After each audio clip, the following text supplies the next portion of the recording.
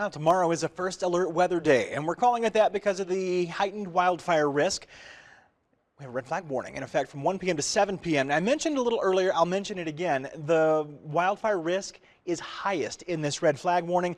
It's not exclusive to this red flag warning. The wind is a big player in this, and a red flag warning just means that weather is favorable for wildfires to start and spread rapidly. And let's talk about the wind, because you'll see why I say it's not exclusive to this red flag warning. The wind tomorrow morning, first thing, it's not too bad, but the gustiness especially will start to increase as early as about noon, more to the south at first, and then it starts to spread more to the north, and we can easily get 20 to 30 mile per hour gusts area wide. That alone is a problem.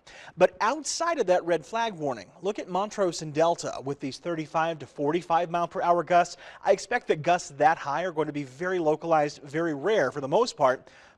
But that still is a problem. And when you have gusts that high, of course, the fire risk does go up, especially right now with the lower humidity. The dry ground is also a big problem here. Look, these wind gusts are going to be high in that 20 to 30 mile per hour range through probably about 5 to 6 o'clock.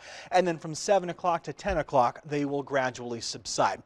We've got more information on this for you over on the weather app, our First Alert weather app. You can scan that QR code right there and download the app for free on your smartphones and on your tablets. And there's always lots of information on there. We try to keep it pretty well loaded up for you. There's a live view from the airport in Grand Junction where right now 89 degrees is the temperature. We'll gradually and slowly step down through the 80s, and by 9 o'clock we'll be down to about 93, or 83 I should say. And we'll have a few clouds around, but we'll have some clearing around also. The showers we had around a little bit earlier are long gone. They've cleared off to the east, and there's some big storms developing out across our eastern plains. An isolated shower or thunderstorm can't be totally ruled out tonight, but I'd be surprised if we get anything down low in the valleys. Up in the mountains, maybe a little bit of a different story. We can have these occasional clouds, but expect general clear skies to prevail through tomorrow morning. There we are at 6 o'clock to start your Saturday, right on through lunchtime.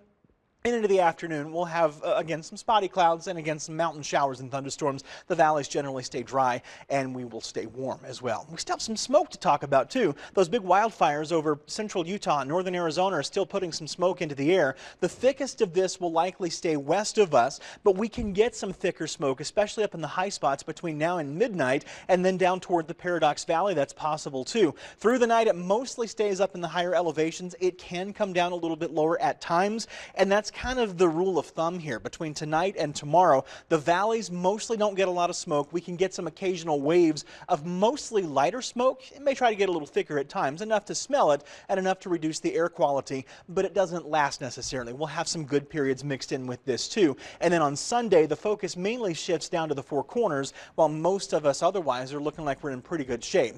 Temperature-wise, our lows are mostly going to be in the 60s tonight with 50s in the Four Corners, and then we will recover into the 90s tomorrow afternoon. That includes a high of 95 degrees around Grand Junction, and then on Sunday we warm to 96 degrees, and then next week is near or just shy of that 100-degree mark from Monday all the way through Friday.